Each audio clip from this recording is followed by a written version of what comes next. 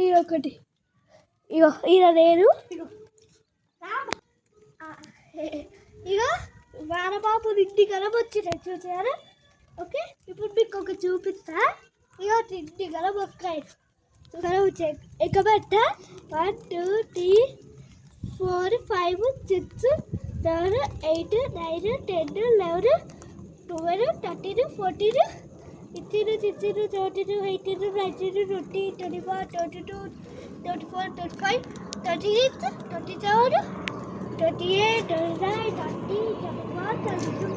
ఒక్క చెట్టుకి 32 వచ్చినాయి అంటే ఇంకా ఇంటి వచ్చాయి. ఇంటి వచ్చినాయి ఏంటంటే ఇగో అన్న కలుగుతుంది.